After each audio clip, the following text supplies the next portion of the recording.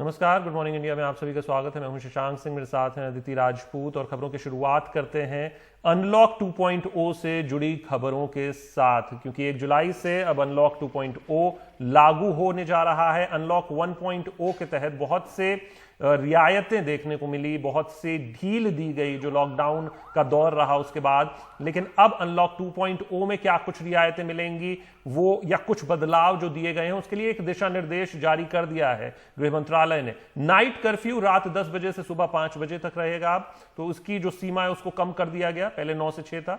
अब जरूरी गतिविधियों को नाइट कर्फ्यू से राहत मिल जाएगी। तो नाइट कर्फ्यू से जो जरूरी काम है उससे नाइट कर्फ्यू में भी अब राहत मिलेगी। और शिक्षण संस्थान जो है वो 31 जुलाई तक लेकिन अभी भी बंद रहेंगे। इसके अलावा घरेलू उड़ानों, यात्री ट्रेनों को सीमित संख्या में अनुमति दी गई है। अंतर्राष्ट्रीय हवाई यात्रा जो है उस पर प्रतिबंध जारी रहेगा। मेट्रो सेवाएं अभी भी बंद रहेंगी। हम रुक कर रहे हैं हमारी सहयोगी नीता शर्मा का।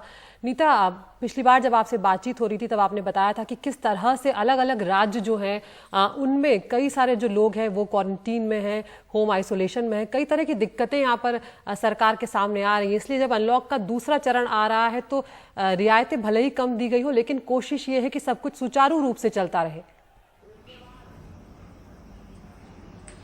बिल्कुल आदित्य, ये जो फोकस है वो कंटेनमेंट, जो मूल मंत्र है अनलॉक 2 का कि कंटेनमेंट जो स्ट्रैटेजी है उसे और ज्यादा स्ट्रिंजेंट कैसे बनाया जाए, खास करके उन जोन्स में, क्योंकि ये भी एक आंकड़ा है कि आधे से ज्यादा भारत जो है वो कंटेनमेंट जोन्स में रह रहा है। दिल्ली की अगर हम बात करें तो ऑलरेडी यहाँ पे 400 से ज्यादा कंटेनमेंट जोन्स जो है वो बना दी गई हैं, क्योंकि रीस्ट्रैटेजाइज कर रही है भारत सरकार अपनी अप्रोच इस अदृश्य शत्रु के खिलाफ। तो ऐसे में जो आंकड़े केंद्रीय गृह मंत्रालय के पास हैं उनके मुताबिक 5.5 लाख बेशक से पॉजिटिव केसेस सामने आए हों, लेकिन 22 लाख से ज्यादा ऐसे केसेस हैं जो क्वारंटीन में है अलग अलग स्टेट्स और यूनियन टेरिटरीज में। सबसे ज्यादा संख्या जो है इसकी उत्तर प्रदेश में है। 6,88,000 लोग जो है वो क्वारंटीन में हैं। हालांकि सरकार का कहना है, उत्तर प्रदेश सरकार का, कि वहां पे टेस्टिंग ज्यादा बढ़ा दी गई है और ज्यादातर केसेस जो है वो एनसीआर रीजन, आगरा और मेरठ जैसे इलाकों में है जहां पे शहरी आबादी है।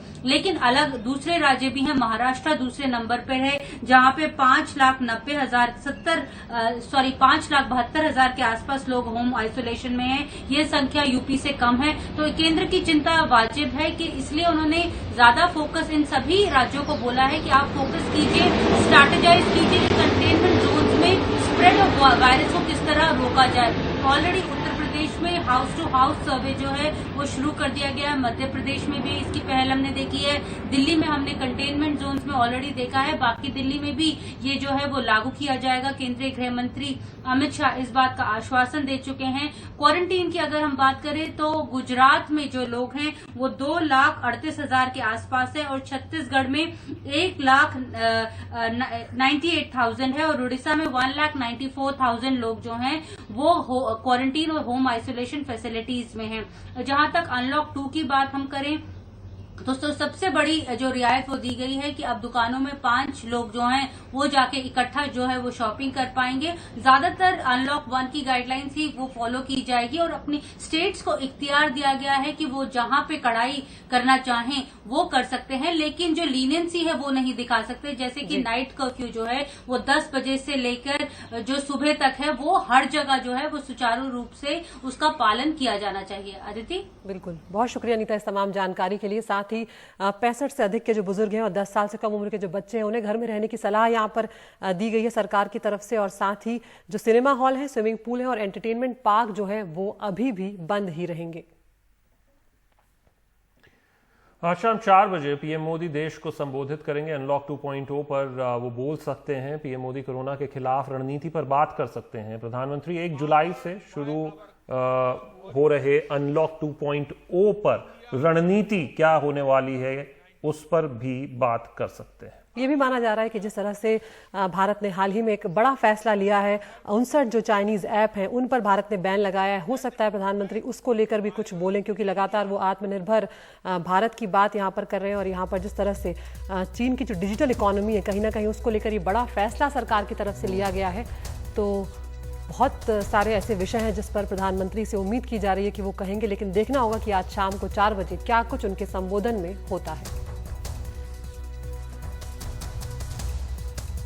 उधर कोविड का वैक्सीन बनाने की दिशा में भारत ने एक कदम और आगे बढ़ाया है, जो एक अच्छी खबर है। भारत की कंपनी भारत बायोटेक ने कोवैक्सीन नाम का वैक्सीन बनाया है और इससे इंसानों के बीच प्रयोग के पहले और दूसरे दौर के लिए मंजूरी भी मिल गई है। Drugs controller general of India DCGI ने ये इजाजत दे दी है। भारत बायोटेक ने ये वैक्सीन ICMR और नेशनल इंस्टीट्यूट ऑफ वायरोलॉजी के सहयोग से विकसित की है।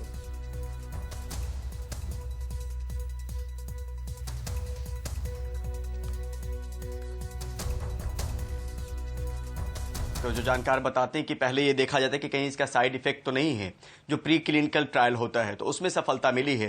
मार्च में हमें पता है कि पहली बार वायरस जो है वो केरला में मिला था और जिसको NIV पुणे में टेस्ट किया गया था और पाया गया था कि कोविड पॉजिटिव मरीज हैं जो विदेश से आए थे।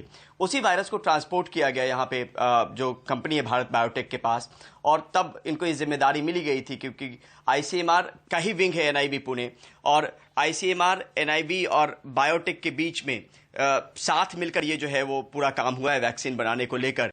तो एक अहम सफलता जरूर है क्योंकि प्राथमिक सफलता आपको मिलती है, उसके बाद ह्यूमन ट्रायल की इजाजत आप मांगते हैं, यानी शुरुआती नतीजे जो हैं वो बेहतर मिले हैं। उसके बाद अब अगले महीने से, मतलब 2-3 दिन बाद से जुलाई महीने में वो ह्यूमन ट्रायल शुरू हो जाएगा, यानी लोगों को देने की कोशिश और कवायद का सिलसिला शुरू होगा और उसको देखा जाएगा कि किस तरीके से असरदार है। असरदार को लेकर कंपनी की तरफ से यह भी बताया गया और पहले भी ये खबर आई थी भारत बायोटेक की तरफ से कि इस तरीके की चीजें हो रही हैं। आमतौर पे कहा जाता है कि आपको सालों साल लग जाते हैं किसी वैक्सीन को डेवलप करने में, लेकिन यहां पर 3 महीने के वक्त में प्राथमिक सफलता, पहली सफलता जो है वो भारतीय कंपनी को मिली है इस तरह के वैक्सीन को डेवलप करने में लेकर, जिसमें प्री क्लिनिकल ट्रायल में वो पास हुआ है, यानी जब जानवरों पे उसको एक्सपेरिमेंट किया गया। आमतौर पे कहा जाता है कि मंकी पे पहले एक्सपेरिमेंट उसको किया जाता है ताकि कोई अगर साइड इफेक्ट है तो पता लगे। अब ह्यूमन ट्रायल की बात है जो जुलाई में शुरू होगा, तो 2 महीने का वक्त कम से कम मान के चलिए कि वो पूरे नतीजे आने में या ट्रायल्स के रिजल्ट आने में वो लगेंगे कि किस तरीके से ये कारगर है और कितना कारगर हो सकता है। लेकिन अभी फिलहाल जो चीजें बताई जा रही है वो अपने आप में एक सफलता, एक उपलब्धि है, क्योंकि पहले से भी लगातार इसको लेकर चर्चा होती रही है कि हैदराबाद की इस कंपनी को जो भारत बायोटेक है उसको ये वैक्सीन बनाने की जिम्मेदारी मिली है। और अब जाके कल जो मीडिया के पास जो स्टेटमेंट आया उसमें साफ तौर पे कहा गया है कि DCGI से परमिशन लेना होता है ह्यूमन ट्रायल के लिए, वो परमिशन उनको मिल गई है, अनुमति मिल गई है। तो 2-3 दिन बाद ये शुरू हो जाएगा। जब जुलाई का महीना शुरू होगा तो कैसे रणनीति होगी वो बताया जाएगा, लेकिन अब ये शुरू होने वाले ह्यूमन ट्रायल यानी लोगों पर इसका प्रयोग किया जाएगा, देखा जाएगा कि कितना असर ये छोड़ते हैं। मुंबई की बात करते हैं। मुंबई पुलिस ने एक ऐसा फरमान जारी किया है जिससे वाहन चालकों की मुसीबत बढ़ गई है। पुलिस का कहना है कि लोग बिना काम के बाहर घूम रहे हैं, जिससे कोरोना संक्रमण बढ़ता जा रहा है। इसलिए बेवजह और अपने घर से 2 किलोमीटर परिधि यानी डिस्टेंस के बाहर वाहन ले जाने वालों के खिलाफ पुलिस ने मुहिम छेड़ रखी है। आपको ये बता दें कि 2 दिन से जारी इस अभियान में रविवार को करीब 5,000 जबकि सोमवार को 6,000 से अधिक गाड़ियों को जब्त भी किया गया है।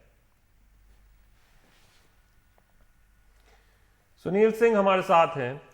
सुनील, ये कड़ाई तो बरत रही है मुंबई पुलिस, ये सख्ती तो है, लेकिन कौन कितनी दूर आया है घर से, इसका क्या पैमाना होगा? क्या सबको अब अपना आधार कार्ड या अपने घर का एड्रेस का कोई प्रूफ साथ में जेब में लेकर चलना पड़ेगा? कैसे, क्या पैमाना तय होगा? देखिए शशांक, कल भी यही सवाल था और यही सवाल मैंने जब DCP से पूछा तो उनका कहना था कि हमें तो भरोसा करना पड़ेगा, क्योंकि मान लीजिए अगर कहता है कि मेडिकल इमरजेंसी है तो हम उसे ना नहीं कह सकते, मानना पड़ेगा कि मेडिकल इमरजेंसी है, उसको अस्पताल तक जाना है। हाँ, अगर जब हमें शक होता है कि सामने वाला झूठ बोल रहा है तो हम उसके दस्तावेजों की जांच करते हैं, उसके आधार पर हम अपना अनुमान निकाल लेते हैं। ये उन्होंने बातें कही। जैसे उन्होंने मुझे भी पूछ लिया कि आप कहाँ रहते हैं और वहाँ से यहाँ तक की दूरी कितनी है, तो उससे साफ अंदाजा लगाया जा सकता है। एक उन्होंने बातचीत में इस तरह की बातें कही, ऑन रिकॉर्ड का ऑन कैमरा है। लेकिन इससे एक चीज हमने जो देखी वो इससे बड़ी बात यह है कि लोगों को परेशानी बहुत ज्यादा हुई और पुलिस का भी मकसद कहीं न कहीं ये था कि ज्यादा से ज्यादा लोगों को परेशान करो, उनको घंटों बिठाए रखो, रोके रखो, ताकि अगली बार इस तरह की हिमाकत नहीं करे या सड़कों पे नहीं उतरे। पुलिस का जो पूरा रवैया था वो दरअसल इस तरह का था कि लोगों का मनोबल को तोड़ा जाए। लोग बड़े पैमाने पर बिना काम के घूमने निकल रहे हैं, कोई यहाँ से मरीन ड्राइव जाना चाहता है, कोई जूही चौपाटी जाना चाहता है, कोई कहीं बाहर निकल रहा है। तो इससे जो है कि ट्रैफिक बढ़ रही है, लोगों में संपर्क बढ़ रहा है और इसकी वजह से जो है कि ये संक्रमण फैल रहा है। हाँ, लेकिन विपक्षी पार्टियों को देखो तो बीजेपी ने और एमएनएस ने इसका बहुत ही विरोध किया कि 3 महीने लोग घरों में बैठे हैं, अब काम धंधा करने का मौका मिला है, लोगों के पास आर्थिक स्थिति खराब है, तो लोग बाहर नहीं जाएंगे, काम नहीं करेंगे तो कैसे जिएंगे।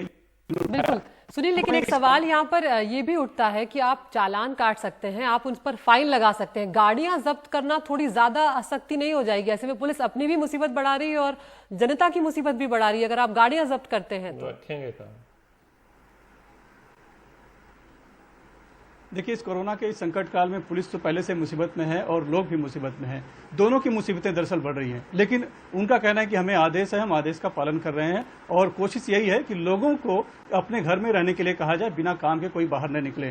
दरअसल स्थिति ये हुई है मुंबई में कि लॉकडाउन खुलने के बाद, खास करके जब 4 जून को एमएमआर रीजन पूरा खोल दिया गया, उसके बाद से ये देखने में आया है कि मुंबई के बाहर यानी इससे लगे सटे हुए जो इलाके हैं, भाईंदर, विरार, ठाणे, कल्याण, नई मुंबई, इस तरफ बहुत ज़्यादा बड़ी संख्या में मामले बढ़े हैं और लोगों का आना जाना भी बहुत बढ़ा है। और मुंबई के जो कोरोना के संक्रमण की जो स्थिति है, जो केसेस हैं, वो अभी कम नहीं हो रहे हैं। तो ये माना जा रहा है कि लोग बहुत संख्या में ज़्यादा बाहर निकल रहे हैं, एक दूसरे के संपर्क में आ रहे हैं, इसी वजह से ये स्थिति बनी हुई है। इसीलिए उसको रोकने के लिए उन्होंने अंकुश उठाया है। लेकिन आपको ये भी बता दूं कि कल जो लॉकडाउन बढ़ाने की जो नोटिफिकेशन जारी हुआ है, उसमें 2 किलोमीटर का कहीं भी उल्लेख नहीं है। उसमें कहा गया है कि नेबरहुड यानी अपने आस पड़ोस में ही अपनी खरीदी करें, कोई शॉपिंग करें या चीजें करें, बिना जरूरी और मेडिकल। हमारी बताई गई खबरों पर पोल में हिस्सा लें। एनडीटीवी इंडिया के यूट्यूब चैनल पर जाइए, जो 5 खबरें हैं उनमें बताइए कौन सी खबरें आप विस्तार से देखना चाहते हैं। पहली खबर, चीन पर डिजिटल सर्जिकल स्ट्राइक, 59 ऐप बंद। इसके अलावा नंबर 2 पर, विवादों के बीच चीन से शांति, लेफ्टिनेंट जनरल की बातचीत। कल से अनलॉक 2, 4 बजे पीएम मोदी का आज संबोधन। और उसके अलावा भारत बायोटेक यानी कोवैक्सीन ने ह्यूमन ट्रायल की मंजूरी ली और अब उम्मीद है कि जल्द वैक्सीन आए। और आखिरी में, विशाखापट्टनम में दवा कंपनी में गैस रिसाव, 2 की मौत। तो आज इस सेगमेंट में इतना है। फिलहाल हमें दीजिए इजाजत। नमस्कार।